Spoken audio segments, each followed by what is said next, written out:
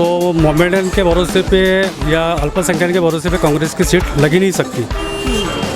तो इसी कारण हमारा झुकाव दिनेश बुक की तरफ है। जिस तरह से डेवलपमेंट हो और सभी को रोज़गार मिले और जात धर्म पात ये सबको छोड़ के वोट देना है कि भाई जो अच्छा उम्मीदवार उसी को वोट देना है। आता कसं जनता जनार्दन आहे शेवटी, जनतेच्या मनात जे आहे ते होणारच आहे। इथं सिटी आणि पंजाची लढत आहे। सिटी आणि पंजाब हो, हो. म्हणजे कमळ पिछाडलं का मग याच्यामध्ये? इथं कमर तर ते 10 वर्ष फुकट्यात गेले, आमच्याच मागं आलो आम्ही। जनतेनं विचार केला ना भाजपचा 10 वर्ष पाहिलं पाहून घेतलं, अनुभव घेऊन घेतला जनतेनं। आता विचार करायचं काही राहिलंच नाही। तुम्ही पॉम्पलेटवर तुमच्या जाहीरनाम्यावर तुम्ही काय दिलं हे याला महत्त्व नाही, रियालिटीमध्ये तुम्ही कोणतं काम केलेलं आहे ते फक्त तुम्ही लोकांना दाखवा, आम्ही तुम्हाला वोटिंग करू।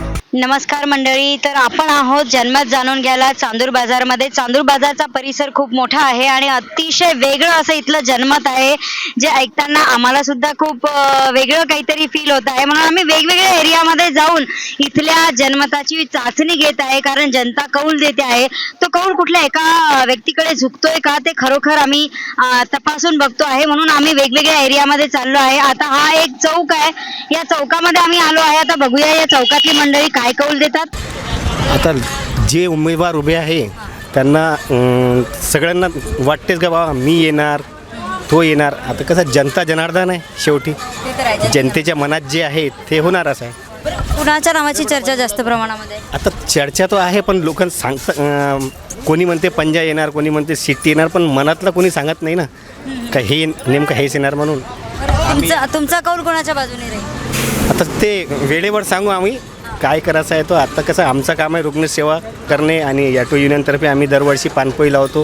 बरं, तुमच्या दृष्टीने तुम्ही हे एक सामाजिक काम करता, तर तुमच्या दृष्टीने तुम्हाला कसा उमेदवार हवा या निवडणुकीमध्ये? हेच जनतेचा चांगली शिक्षा देणारा, लोकांचे कामं करणारा, गोरगरिबांची सेवा करणारा, चांगलं आरोग्यामध्ये आपली जी सुविधा आहे ते उपलब्ध करणारा, बेरोजगारांना रोजगार देणारा। इथं सिटी आणि पंजाची लढत आहे। सिटी आणि पंजाब हो, हो. म्हणजे कमळ पिछाडलं का मग याच्यामध्ये? इथं कमर तर ते 10 वर्ष फुकट्यात गेले, आमच्याच मागं आलो आम्ही 10 वर्ष देऊ। बरं, आता काय कमळ आणि सिटीकडून काय, सॉरी पंजाब आणि सिटीकडून काय अपेक्षा आहे? अपेक्षा बळवंत भाऊची कोण आहेच ना। बळवंत भाऊ अपेक्षा आहे। हो, आणि सिटीकडून सिटी ह्यांच्या तर लढत आहे ना, ह्यांच्यात यांच्या लढत भाजपचा सप्पा। कोण बाजी मारून जाईल या दोघांमध्ये? त्या दोघांमध्ये सिटी आणि हे पंजाब। पण सिटी आणि पंजाब मध्ये कोण बाजी मारल? बाजी वानकडे वानखड़े हाँ, मालूम मार। बस सिटी और पंजा। सिटी और पंजाब क्यों, ये इसमें कमल क्यों पिछड़ा है? कमल पीछे है तो मतलब कुछ वादा किया निभाया इसने। क्या वादे किए थे? उसने 15-15 लाख खाते में आएंगे, सिलेंडर बढ़ा दिया है। हमारे अच्छे दिन नहीं होना, बुरे दिन नहीं होना। और समझो अगर खाते में 15,000 लाख आ जाते थे तो क्या होता था? 15 लाख आते तो जनता खुश होती थी। जनता खुश हो जाती थी और फिर से चुन के देती थी। पर कुछ वादा नहीं किया उसने, तो क्या करेंगे? अभी ये सिटी और कांग्रेस के बीच में किसका पल्ला भारी है? इसका सिटी का। सिटी का। इनकी क्या हवा है चांदूर बाजार में? अभी तो मैडम कैसे कांग्रेस का चल रहा है यहाँ पे, और नवनीत राणा को भी हमने वोट दिया इससे पहले और देखे, लेकिन उन्होंने हमारे लिए कुछ काम नहीं किए। मैं खुद ग्रेजुएशन में ऑटो चलाना पड़ता है मुझे, समझो उसका उस प्रकार से यहाँ पर कोई डेवलपमेंट नहीं हुआ जैसा फैसिलिटीज़ होना चाहिए। कि कुछ यहाँ पर कंपनी खोलना चाहिए कि जो बच्चे ग्रेजुएट है, पढ़े लिखे हैं, उनको रोज़गार मिलना चाहिए। इस तरह से उन्होंने कुछ काम नहीं किया यहाँ पे खासदार होने के तो बाद। अभी इस चुनाव में आप किसको अपना उम्मीदवार मान सकते हैं जो आपके काम करेंगे? अभी हम बलवंत वानखड़े सर है ना, उनको वोट देने का हमारा इरादा है। जैसे देखिए कि अल्पसंख्यक लोग जो है उन पर ये ठपका है कि वो कांग्रेस का वोट बैंक है, तो वो कांग्रेस के पीछे जाते, तो क्या ये इस बात को आप मानते हैं? नहीं, कांग्रेस नहीं मैडम, हमको अभी जो है ना, तो जिस तरह से डेवलपमेंट हो और सभी को रोज़गार मिले और जात धर्म पात इन सबको छोड़ के वोट देना है कि भाई जो अच्छा उम्मीदवार उसी को वोट देना है। बा आपण तर मोदीलाच वोट देऊ, बाकी काही आपल्याला लोट नाही आहे कोणाचं। फक्त मोदीच पाहिजे? नवनीत राणा बस। ताई तुम्हाला काय वाटतं? या छोटं बाळ आहे तुमच्या जवळ, या काही अमरावतीची आहे, त्याचा विषय नाही देत, फिक्सा द्यायचं नवीन राहणार आमचं नवनीत राणा। आतापर्यंत त्याईनं घरकुलं दिले, हे दिलं ते दिलं, हा तर मग विचार नाही करायला लागत काय त्याचा? विचार तर करावंच लागते। तर मग पोरं सांगतील त्याला वोट देणार तुम्ही की तुमच्या मनाला? नाही नाही, पोरं त्याच्यातच आहेत ना, पोरं त्याच्यातच आहे, करतात पोरं। हो, हो. मग काय वाटते तुम्हाला, कोणता उमेदवार आहे तुमच्या आम्हाला तेच पसंतीचा? वाटते। कोणता पण नाव? आपले मोदीच आले पाहिजे, मोदी झाले पाहिजे। हो, मग हो. मोदीला निवडून द्यायसाठी कोणता उमेदवार आहे अमरावतीत? नवनीत राणा। नवनीत राणा? मी नाही, नवनीत राणा। मग कोण आहे? चांदूर बाजारमध्ये कुणाच्या नावाची हवा आहे? चांदूर बाजारमध्ये पंजाची हवा आहे फक्त फक्त फक्त बाकी शिटी बिटी? शिट्टी तो गोल झाली शिट्टी वाजवणारा वाजवणारा कोणीच नाही आहे हां हां आणि ते फुलवाला आहे ते तो होऊन जाते हां. त्याला कोणी ओळखून राहिला नाही कोणी बरं बाकीचे उमेदवार हत्ती सिलेंडर बाकी शिलाई मशीन? याचे चिल्लर पैसे सारखे आहे हां हां. चिल्लर खुर्दा राहते ना 10 पैसे 20 पैसे तसे आहे काय म्हणते गावामध्ये कुणाची हवा आहे? हमारे यहाँ तो तीनों पक्षों की हवा है। हां बाकी जो मेन जो है मोमेडियन के अंदर ज़्यादातर सिटी जो माननीय दिनेश बुक साहब है, इनकी जो लोकप्रिय है ये रुग्ण सेवक है, रुग्ण सेवक करके जाने जाते हैं और ब्लड के लिए लोगों में इनका बहुत सारा इनका नाम है, जिसके वजह से हमारे मुस्लिम समाज के अंदर ज़्यादा से ज़्यादा हम सिटी पे वोट देंगे। लेकिन आपके मुस्लिम समाज का जो झुकाव है वो तो कांग्रेस की तरफ ज़्यादा है। नहीं, गलत बात है ये गलत बात है। जो समझदार वर्ग के जो वोटर है वो सिटी को ही जाएंगे। क्या लगता है कि जो अमरावती ज़िले में इतने सारे वोटर्स हैं 3.5-4 लाख अल्पसंख्यक वोटर्स है, उसमें से कितने जाएंगे दिनेश बुक के पीछे? दिनेश बुक के पीछे 30 से 35% वोट जाएंगे। 30 से 35%। बिल्कुल। लेकिन इन वोटों को तो कांग्रेस का वोट बैंक माना जाता है, इसके भरोसे पर ही सत्ता का सब कुछ निर्भर होता है और इस बार भी जो कांग्रेस जो बोल रही है कॉन्फिडेंस के साथ, तो इनके ही भरोसे पे वो बोल रहे हैं, तो फिर ये दिनेश बुक की तरफ कैसे जाएंगे? जो कांग्रेस का जो वोटिंग है अल्पसंख्यक वर्सेस जो ओबीसी जो दूसरे उनके जो कमेटी के जो वोट है वो आपस में बढ़ जा रहे हैं। तो मोमेडियन के भरोसे पे या अल्पसंख्यक के भरोसे पे कांग्रेस की सीट लग ही नहीं सकती। तो इसी कारण हम हमारा झुकाव दिनेश बुक की तरफ है।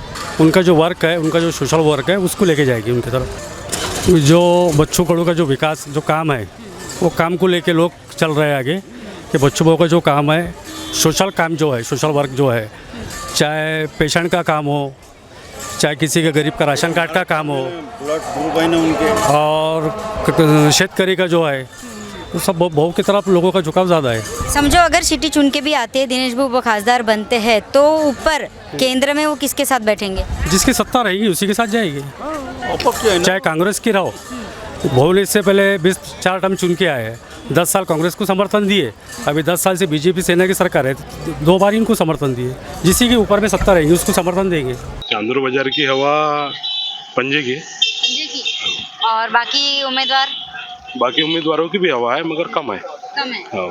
तो ये बाकी उम्मीदवारों की हवा कम होने का क्या बेसिक रीजन हो सकता है?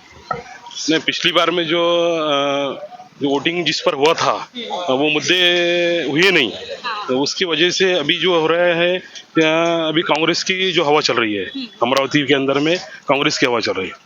इसकी वजह से यहाँ पर कांग्रेस की हवा है। अब देखिए कांग्रेस के उम्मीदवार से आपको क्या विकास कामों का एक्सपेक्टेशन है?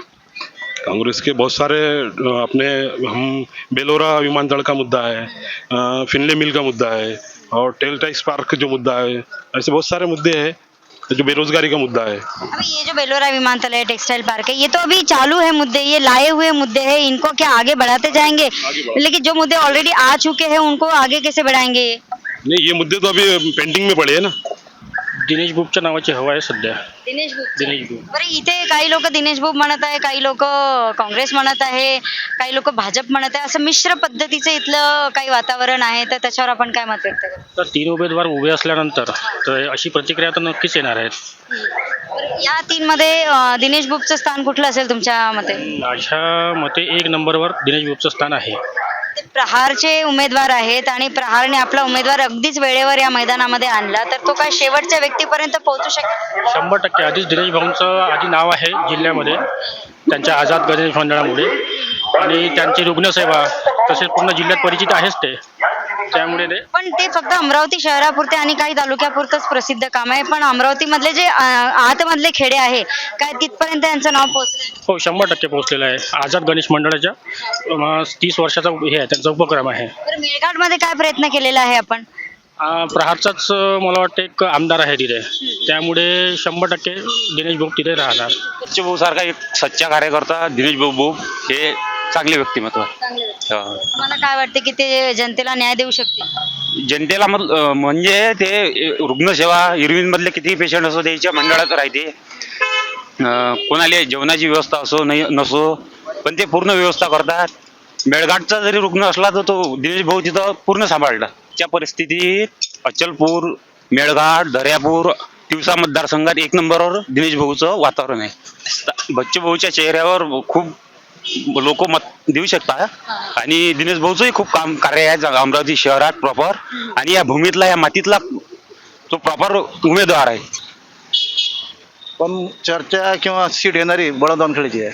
बळवंत वानखेडे. बरं, मग या सगळ्यांमध्ये भाजपचा उमेदवार आणि आनंदराज आंबेडकर यांना कुठे पाहता तुम्ही? आंबेडकर आजपर्यंत कोणी पाहिलंच नाही. आता काय पाहतो मी आजपर्यंत कुठे दिसलाच नाही आम्हाला तो. आता वेळ दिसून त्याचं काय आहे. बरं, ते आंबेडकरी विचारधाराचे आहेत, तर आंबेडकरी विचारधाराचे लोक किती मागे जातील त्यांच्या? आम्ही तर नाही आंबेडकर विचारधाराचे. आता बाकी लोक नाही माहीत बा, कधी दिसलेच नाही ते आतापर्यंत. एकदम दिसलं थोडी होत असते की मॅडम. पण एक ते त्यांच्या मागे एक नाव आहे आंबेडकर, तर त्याचा काही जनता विचार करेल का? जनता विचार तर नाही करणार. विचार करणारी जनता मूर्ख आहे. येणाऱ्या सीटला जर त्याचं नाव घेईन समजा आंबेडकराचं, तर येणाऱ्या सीट वोट खाणार आहे ते.